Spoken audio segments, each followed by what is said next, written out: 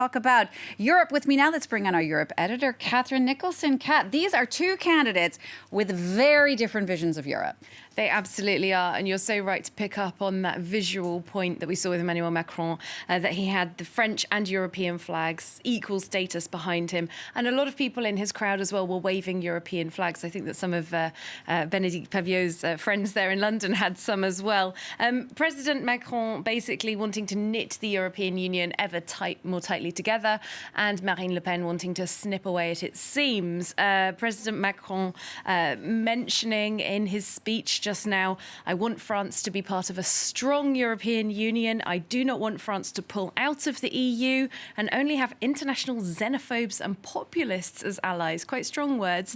And he's referring there to Marine Le Pen's friendships and alliances with political parties and figures in Europe that are considered widely to be populists and on the far right extremes, such as the Brexit leader Nigel Farage, Hungary's Prime Minister Viktor Orban, someone who is facing judicial proceedings from the European Commission, accused of degrading rule of law in his own country, degrading the rights of minorities, that sort of thing.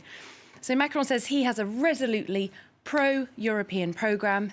He wants more political cooperation. He wants more defence cooperation. He wants a Eurozone budget. So on every level, bringing Europe more closely together.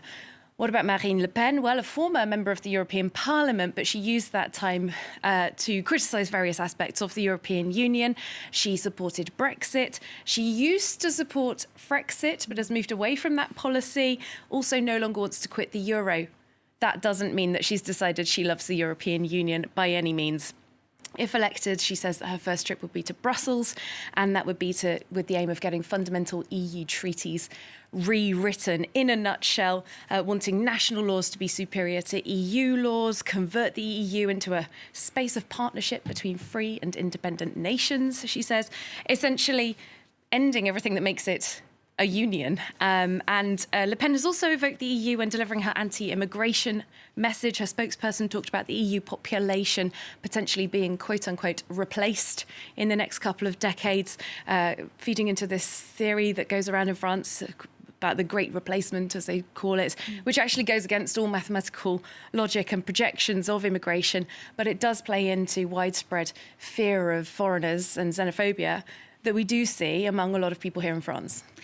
And whoever wins this election is going to have an extra big role in Europe, particularly now and until the end of June. Yes, absolutely. France is currently holding the presidency of the Council of the EU. Each EU state takes it in turn to do this for 6 months every single year.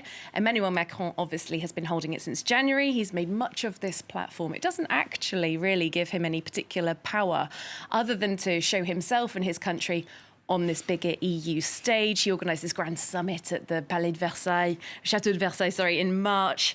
And he gets to throw an extra spotlight onto his issues, his policy agenda.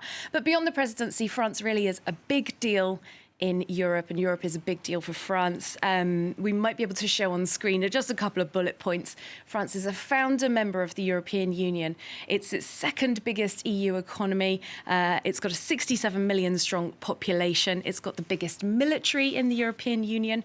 It's the EU's only nuclear armed power, a permanent member of the United Nations Security Council, and it has 79 members of the European Parliament, second only to Germany.